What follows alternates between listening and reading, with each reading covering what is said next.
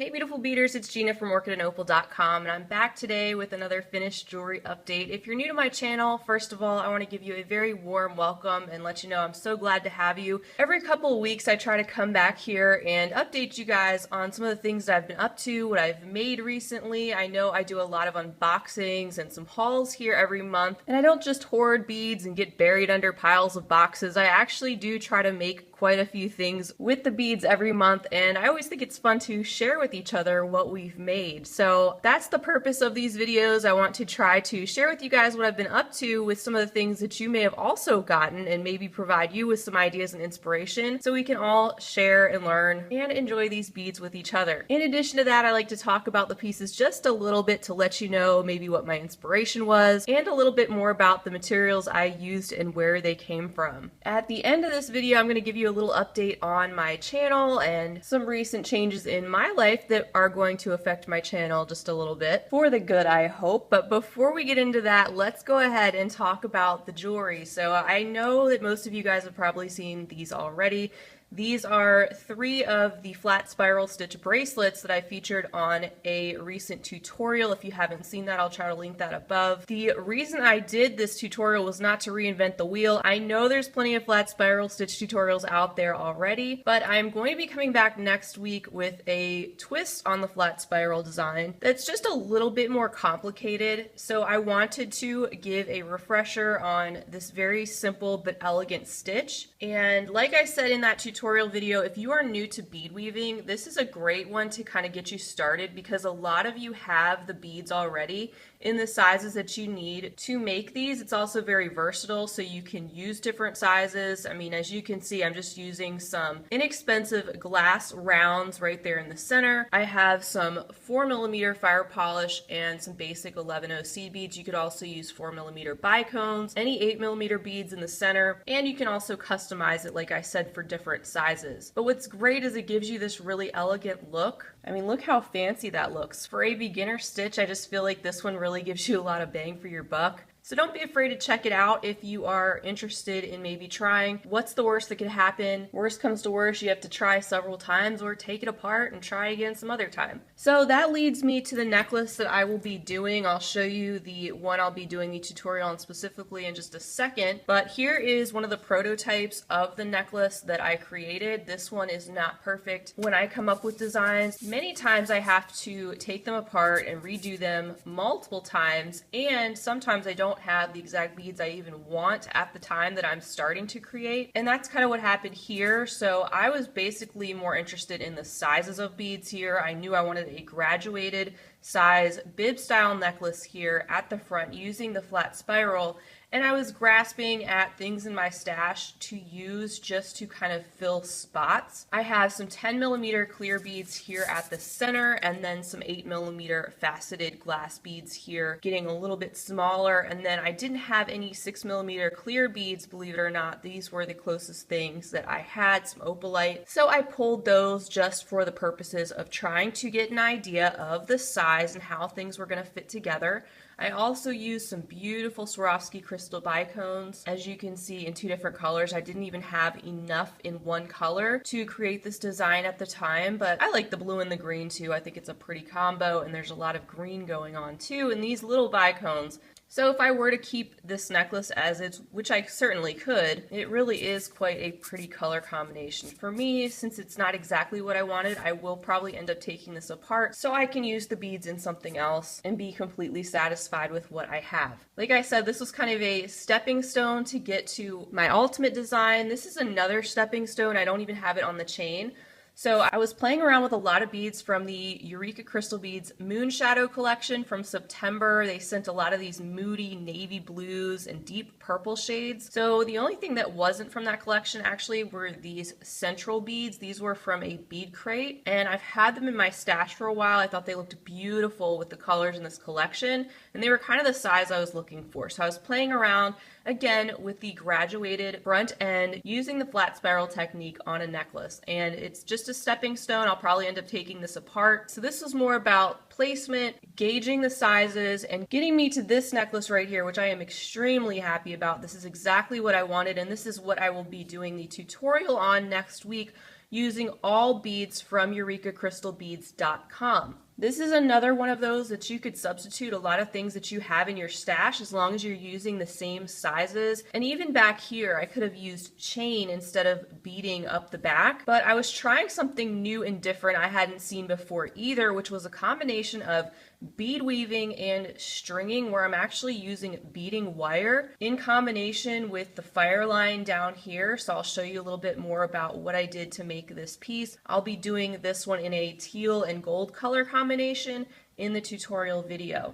So it wasn't until I had my idea kind of fleshed out from the other pieces that weren't perfect but gave me those stepping stones I needed to get to what I really wanted to create. And that's when I went ahead and ordered the higher end materials that I wanted to use. All of these pearls are Swarovski crystal, very high quality, and all of these bicones are Swarovski. The seed beads here are in like an antique bronze type of color. They're all Toho. And I have some more Swarovski bicones and pearls going up the back. So it really doesn't matter what types of materials you use in this as long as you're happy. And I'm always the biggest fan of using what you have first if you can. And don't be afraid to try things and make substitutions. The worst that can happen is you have to take it apart. And that's what's so great about beads. It's not like paint where you use the paint and once you use it, you can't use it again. You can take your jewelry apart and reuse the beads. You can reuse most everything. I do it all the time.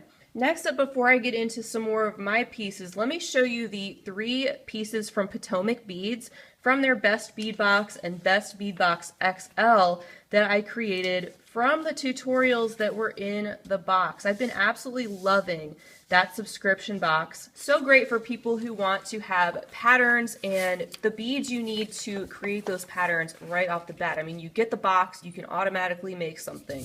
This was actually one of the bracelet patterns that was in the XL box. As you probably saw in that box, you get 3 patterns every month, and you get the beads to make 2 of the patterns. This was one of the patterns where you didn't get the specific beads, so you kind of had to rely on what you might have already had. This was called the Looking Glass bracelet, and as you can see, it used some 8mm crystal rounds. Those are those pink beads right there running through the center. And it also used some seed beads in 2 different colors, and you had to use some 2mm beads. I had very few 2mm to pull from. I probably would have liked to do black here in place of these little light pink ones, but it's okay. And this is how it came out. The base is just a right angle weave. These are all very simple patterns. And what's really nice about these is if you are a person that doesn't learn as well through just the written format and the diagrams inside, like if that's too confusing for you, which I could totally understand, they have videos to go with each of these. You could actually watch somebody creating the same thing pretty much, which I actually did when I was putting together 3 pieces because it was just quicker and easier for me to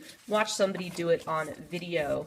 Other thing I want to point out here is I used the black clasp, one of the magnetic clasps from the recent Adornable Elements subscription box that I shared with you guys. They had the Findings add-on pack in black findings this month, and to some, including myself, the black findings could be a little bit different, maybe a little scary. Maybe you didn't think they were as usable, but I found that I love using the black findings when I've incorporated black beads. I think it looks so good, and I actually want to get some more black clasps in particular, but I'm loving them. Another reason why I love subscription boxes. I wouldn't have picked these out on my own. Now I know. I really like black findings. So that was the first bracelet that I made from one of their tutorials, and then the second bracelet I made, which everybody got because this came in both the smaller and the XL version of the box, was the Eva chain bracelet. This was the first time I've ever worked with the Eva beads. These beads are produced by Potomac Beads, so you'll see a lot of these different and interesting shapes in their boxes. And this was another very simple design to put together, especially when watching the video at the same time. They give you everything you need, plus additional in the boxes. You have even more, not only additional beads, but the ones that go in the pattern, you have more than you need. So that's great too. Something else that was interesting was some of the color combinations I was a little bit surprised about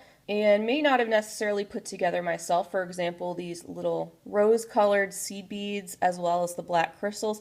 And just the combination of these 2 colors of Eva beads, I probably wouldn't have picked out this color combination myself personally as my first choice, but you know what? It actually looks pretty good. And I like doing something different. It gets me out of my own comfort zone. The other thing was they included one of these buttons, and I haven't done a whole lot with button clasps myself. I'm learning a lot along with you guys. I know I make a lot of videos, but I am in no way claiming to be an expert. I've just been beading a long time, but I kind of follow the beat of my own drum, and I still have a lot to learn. So one of the ruts I get into is just using either toggle clasps or lobster clasps, things like that. I didn't really want to fuss with trying to use buttons and loops for closures, but that's something that I did along with this bracelet, and I'm getting a lot more comfortable with that and just liking the look of it more. It gives these pieces a really personal touch and more special detail. There's so many unique buttons out there. And then the third pattern that I received this month was for their sunflower pendant. And I quickly realized upon opening the contents of the box that I wasn't going to be getting a color combination anywhere near this pendant. And my cabochon they sent was completely different also. So it was interesting to see how that came together. Here is that finished piece. Again, just a color combination that I wouldn't have specifically picked out at first glance, especially with the sky blue and the rose pink, again, seed beads with that very sparkly, textured, deep blue druzy cabochon and the gold flax colored super duos and these gold crystal rounds, being that they're gold and just, I don't know, everything together I wouldn't have necessarily picked out myself, but I think it actually really works. And it was fun to get out of my own head and do something different. Now this you could put on a chain. Here's a look at the back. So you make a little bail like that, and you can really string this on whatever you want. I had one of these Chinese silk cords from a recent dollar bead box, so I just went ahead and pulled that out and I actually tried this on and it was adorable. And another good learning experience. By the way, guys, I did a recent video on my thoughts on all of the different bead subscriptions and monthly boxes. If you haven't seen that video and you are utterly confused as to which bead box is right for you, that would be a good place to start. I also list all the links to all the different bead boxes I personally recommend down below, as well as some of the coupon codes that are available. I always have that information in my description section, so feel free to start in those couple places. I also have a lot of playlists for each of the boxes that I share here, and you're welcome to watch through those and see which ones are right for you too. But Potomac beads, definitely one of the best ones out there. Now up next, this is another item that I created as well as the rest of the things that you're going to see. This was based on a tutorial I shared about a year ago called the Classy Crescent Collar Necklace, where you use these crescent beads. They're 2-hole beads and they form this sort of a zigzag pattern, and the sky's the limit with the different variations you can do. So this was again me playing around with the Moon Shadow collection from EurekaCrystalBeads.com. They had sent these beautiful daggers. You can see they look like dragonfly wings. They sent the 2-hole crescents and some of these other beads that are inside that I have placed to make that sort of zigzag pattern. I will try to link that tutorial above as well, so you can check that out for yourself if you haven't seen it already. And I popped that front beaded portion on some chain here at the back, as you can see. And here's the full look at this necklace. I probably should have mentioned at the beginning of this video that this is going to be all bead weaving, but in my next one it'll probably be a lot of stringing, so it'll balance out. I'm probably going to be doing my next finished jewelry update on the November bargain bead box like I usually do, and trying to come up with as many pieces as possible from that collection. That ends up being a lot of stringing. Now, the next 5 pieces to finish out my video are going to be all original designs. These are all ones I put a lot of time and effort into and had to do and redo multiple times to get them to work out. But I am very happy with all of these, and they will all be coming to future tutorial videos. This is the first bracelet I have to share. I did share this same design about a month ago in one of my last finished jewelry updates, but it was in a different color combination. I like to create multiple pieces when I'm coming up with a design. Once I've gotten it perfected to where I want it, I like to see it in different variations to also give you guys an idea of what different variations would look like. My last one was in black and white. You can see that I used these little super duos. They are called duets. They are actually two-toned with one color on one side and one on the other. I also had to wait for some other beads to come in. I'm using some prong beads here, which are another very interesting shape. But also the highlight of this bracelet is bugle beads. A lot of us who have been beading a while especially have bugle beads in our stash, and a lot of people are intimidated by them, don't like them, or just don't know what to do with them. So over time, I'm trying to come up with some new designs and patterns, incorporating them to keep them relevant and provide some other ideas to use up what you have. So as you can see, I did this one in a purple and white and clear type of color combination. The black and white was really cool too. Like I said, this one will be coming to a future tutorial, as well as the rest of the pieces that I had to share. Here's the full look at this bracelet and kind of a peek at what that looks like on the wrist. Really drapes nicely and very dimensional with those prong beads.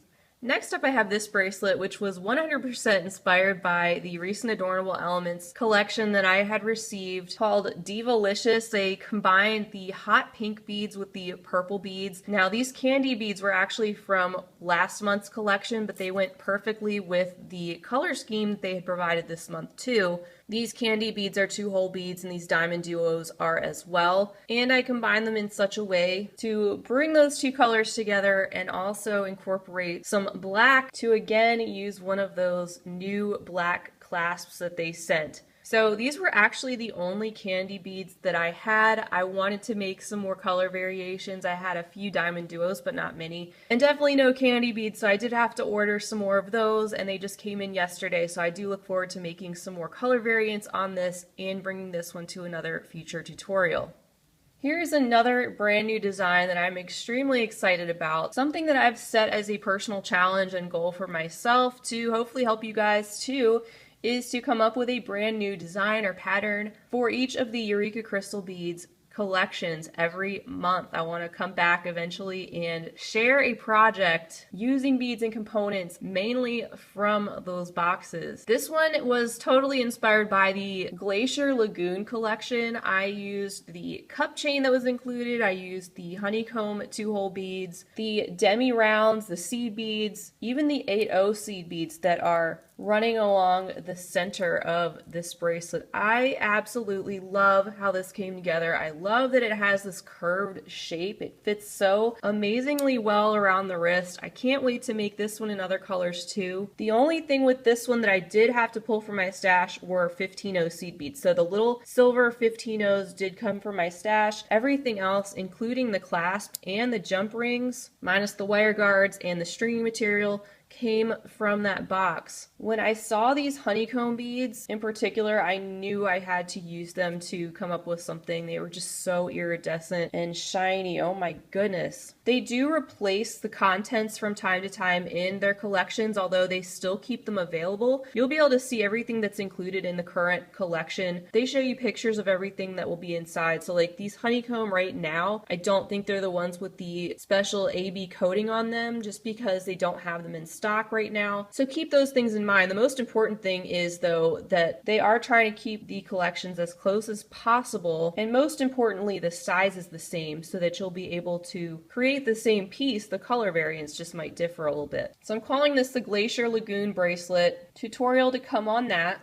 Next, I went way back to the beginning of their collections to August, which is when they started putting those out. And this was from the Harvest Sunset collection. I'm calling this the Yellow Brick Road bracelet. They sent all of these beads in that collection. The only thing I pulled from my stash are the wire guards and the clasp, but all of these different types of seed beads, the beautiful Swarovski Rivolis, these table cut silky beads, the Swarovski crystals, everything you see in here came from that collection, and this is what I was inspired to put together. Here's a look at the back of this bracelet. I actually think the back looks quite nice as well if the Rivolis were turned around, but I was very excited to see this one come together too. This one is one of those that turned out to be something completely different than I had set out to originally create, but now I'm even more excited with how this came out, and I look forward to sharing this one too. And then the final piece that I actually just created yesterday is based on the latest November Eureka Crystal Beads box. Everything in this star pendant, which I haven't added the bail or chain or cord yet, as you can see. This one is fresh off the presses.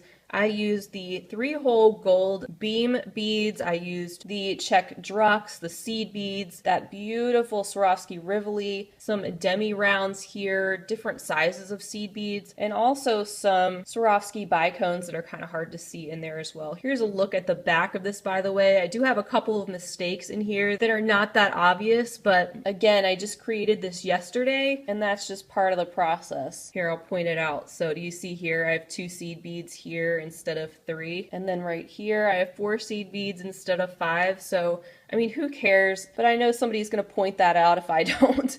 And this is just a prototype. But anyway, I hope to be back to share this one too. This is my first creation from that November box. That was the Magical Forest collection. And this was my first time using these 3-hole beam beads. So very exciting to see how those go together. I've had lots of ideas for them. I just haven't actually put those ideas into place until this week. So those are all the finished pieces I have to share with you guys today.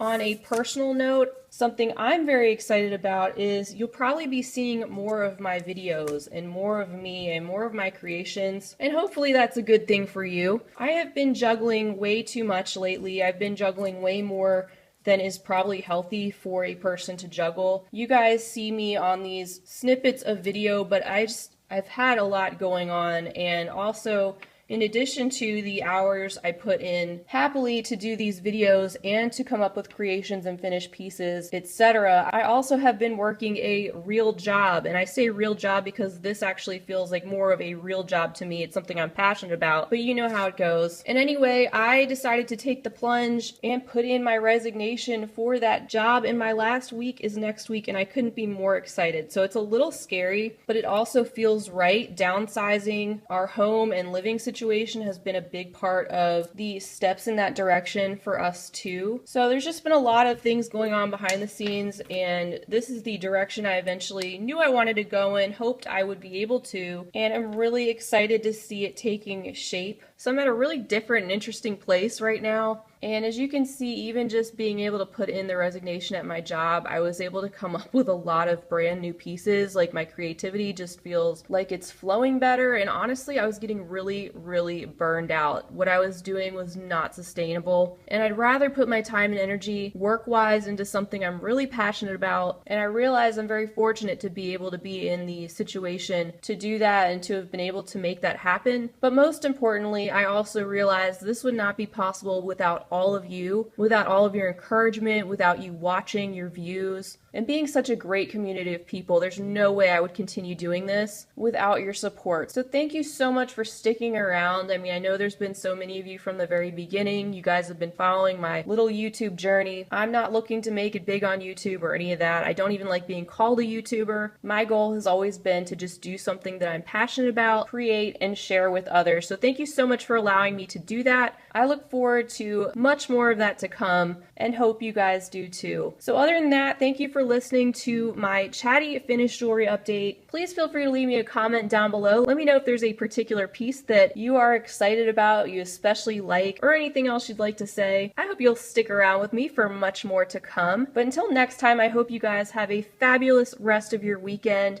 and as always, happy beading. If you enjoyed this video, don't forget to give it a big thumbs up. For more content like this, don't forget to subscribe and hit the bell to be notified of my latest videos. You can check out the information section below this video for links to all my social media handles, recommended products, and my shop and blog at orchidandopal.com. Thanks for watching.